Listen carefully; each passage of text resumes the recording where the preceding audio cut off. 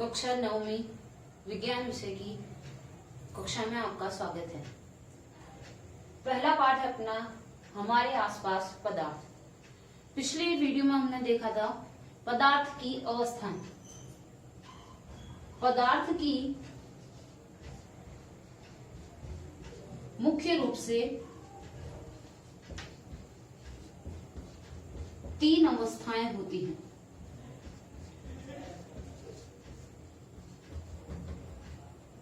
पहली ठोस, द्रव और गैस। ये हमने पिछली कक्षा में पढ़ा था। अब अगला अपना है कि ये पदार्थ की अवस्थाएं एक दूसरे में परिवर्तित हो सकती हैं। जैसे ठोस को हम द्रव में बदल सकते हैं। जैसे ठोस का उदाहरण है बर्फ।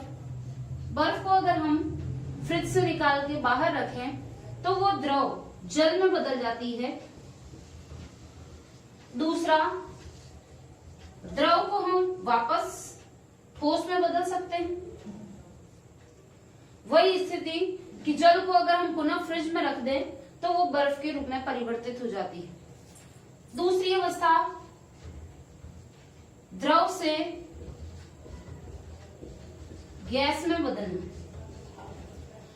जब अगर हम उदाहरण जल का ही लें, जल को अगर हम और ज्यादा गर्म करें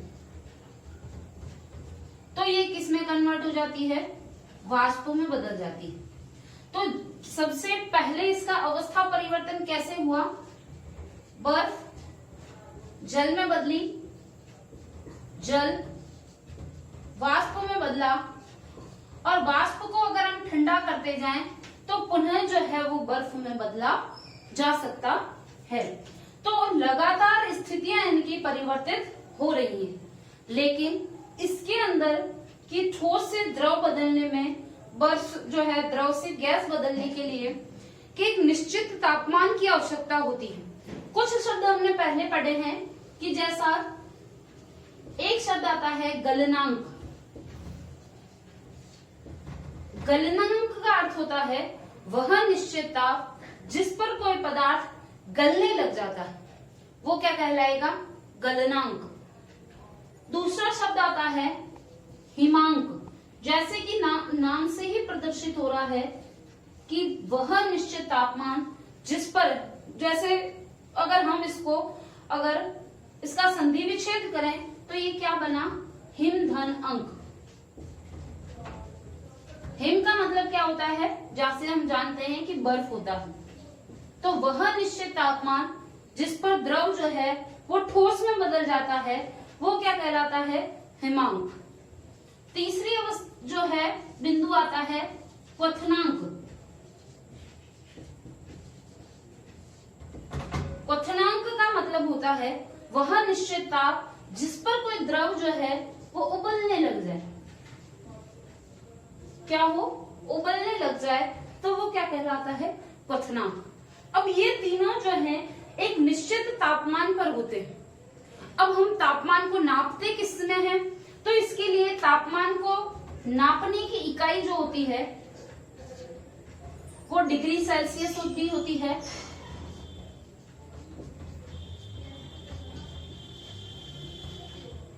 फ़ारेनहाइट भी होती है, केल्विन भी होती है। ये सब अलग अलग पद्धतियों में तापमान को मापने की इकाइयां हैं। हम अधिकांशतया इस डिग्री सेल्सियस को काम में लेते हैं जो एमटीएस पद्धति के तहत आता है। अब इसके अंदर जो है डिग्री सेल्सियस और फ़ारेनहाइट, केल्विन, ये एक दूसरे में आपस में बदले जा सकते हैं। यहाँ पर जो है अपना एक क्वेश्चन बनता है कि डिग्री सेल्सियस को केल्विन में बदलना हो तो कैसे बदलेंगे, और फ़ारेनहाइट में बदलना हो तो कैसे बदलते हैं। जैसे एक जो है केले के अंदर एक जो है दर्जन के अंदर 12 संख्या निश्चित होती है, वैसे ही जो है 0 डिग्री सेल्सियस पर कितने केल्विन रहेगा, 0 डिग्री सेल्सियस पर कितने फ़ारेनहाइट रहेगा, ये सब एक निश्चित होता है।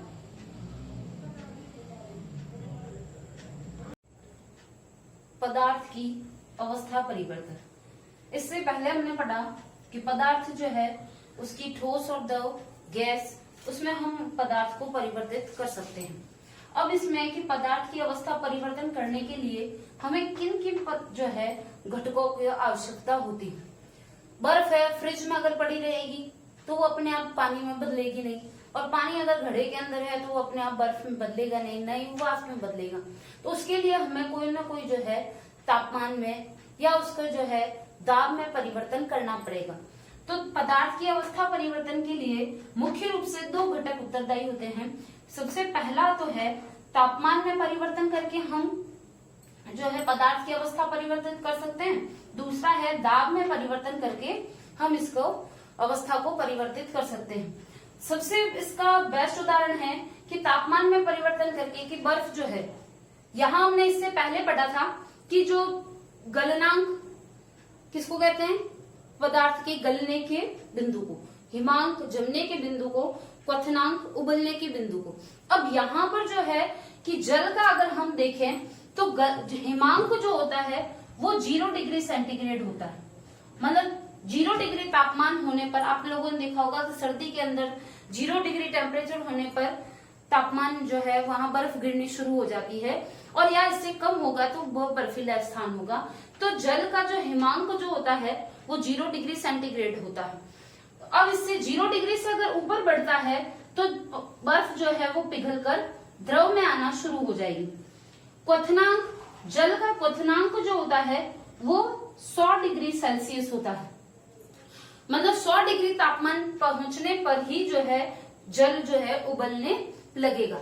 अब यहाँ पर है कि तापमान में परिवर्तन करके हम कैसे उसको, तो जैसे फ्रिज के अंदर जो है फ्रीजर में जब बर्फ जमाते हैं तो वहां का तापमान लगभग 0 डिग्री और उससे कम होता है। इस कारण जल जो है वो उसकी अवस्था क्या हो जाती है, ठोस अवस्था में आ जाता है। और जब हम बर्फ को बाहर निकालते हैं तो बाहर का सामान्य तापमान जो होता है वो 25 डिग्री सेंटीग्रेड के आसपास होता है, जिसके कारण जो है वो बर्फ किसमें बदल जाती है, वो परिवर्तित हो जाती है जल में।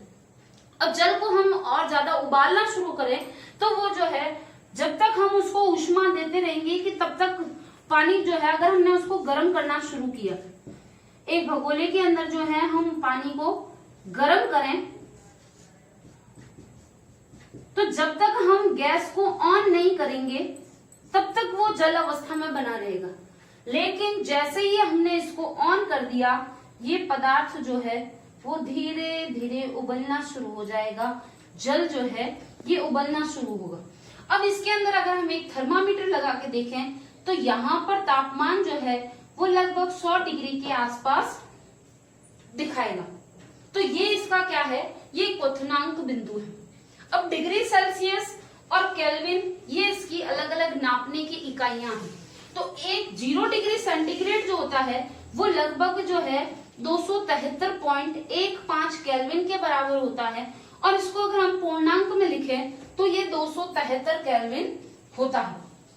अब इसके कारण दूसरा इसका उदाहरण हो सकता है कि दाब में हम परिवर्तित करके, इसका सबसे बेस्ट उदाहरण है, आप लोगों ने डीओ देखा होगा, परफ्यूम देखा है, और इससे भी अगर बहनें जो है रसोई में जाती है तो गैस भरी जाती है सिलेंडर के अंदर, वो हमेशा द्रव अवस्था में होती है।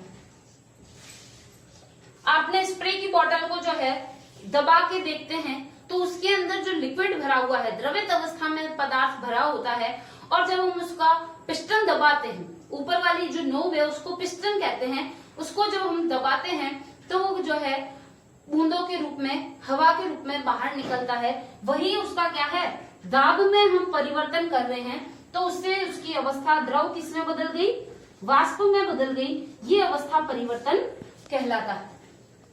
अब अवस्था परिवर्तन के साथ साथ यहाँ हम एक शब्द और आएगा, वाष्पीकरण।